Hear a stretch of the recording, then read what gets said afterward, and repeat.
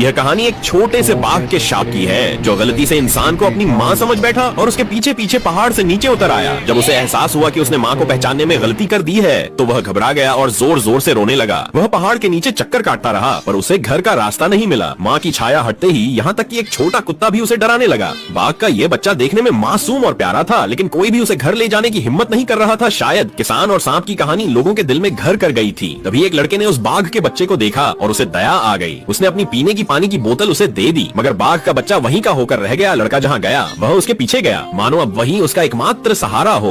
लड़के को लगा कि माँ के बिना यह छोटा जीव शायद जिंदा नहीं रह पाएगा, इसलिए उसने एक बड़ा फैसला लिया और उसे अपने घर ले आया। बीमारी के डर से लड़के ने सबसे पहले उसे ठंडे पानी से नहलाया लेकिन हैरानी की बात यह थी कि बाघ का बच्चा बिल्कुल भी नहीं डरा और बड़े सहयोग से नहाया। उसकी भीगी आंखों में एक अजीब सी मासूमियत और भरोसा झलक रहा था। लेकिन अगले ही दिन वह सुस्त हो गया। लड़के को समझ आया कि यह शायद भूखा है। उसने झटपट उसे दूध की बोतल बना दी। बाघ के बच्चे ने ऐसे पिया जैसे बहुत दिनों से भूखा हो। दूध पीते वक्त उसकी पूंछ खुशी से हिल रही थी। लड़का खुद पर शर्मिंदा हुआ कि वह इसे पहले क्यों नहीं समझ पाया। इसके बाद के कुछ दिनों में वह और भी ज्यादा ध्यान रखने लगा। अगर कभी दूध देने में देर हो जाती तो बाघ का बच्चा गुस्से और शिकायत भरी शक्ल बनाने लगता, लेकिन जैसे ही दूध की बोतल उसके मुंह में जाती उसका मूड बदल जाता। धीरे धीरे वह इंसानी जीवन के रंग में ढल गया।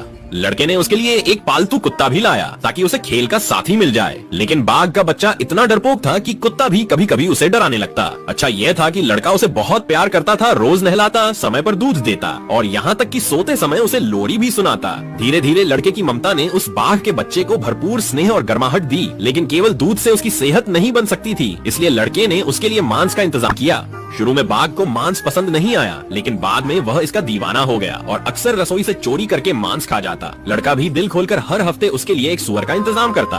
खाने के मामले में बाघ का कोई कंट्रोल नहीं था। उसका पेट हमेशा गोल मटोल हो जाता। प्यार और देखभाल से वह तेजी से बड़ा होता गया। लड़का भी उसे अपना बच्चा मानने लगा, उसे गोद में लेकर बार बार प्यार करता। बाघ भी शरारती हो गया था, कभी कभी अचानक पीछे से आकर लड़के को चौंका देता। लड़के ने उसके लिए एक खेल का मैदान भी तैयार किया और उसे जंगल में ले जाकर प्रकृति से रूबरू कराया। समय के साथ वह बाघ अब एक ताकतवर जानवर बन गया, लेकिन लड़के के लिए उसका प्यार वैसा ही बना रहा। आज भी वह बाघ लड़के के साथ सोता है, उसे अपनी माँ जैसा मानता है। सर्दियों में लड़का उसे पहाड़ों पर कसरत कराने ले जाता है। आकार में बड़ा होने के बावजूद वह इंसानों के सामने एक बड़ी बिल्ली जैसा व्यवहार करता है। शायद ये लड़के की सच्ची ममता और प्यार ही है जिसने इस जंगली जानवर को पालतू बना दिया। यह कहानी बताती है कि किसान और सांप केवल एक मिथक है। असल जिंदगी में प्यार की ताकत किसी भी हद को पार कर सकती है, चाहे वो इंसान और जानवर के बीच ही क्यों न हो।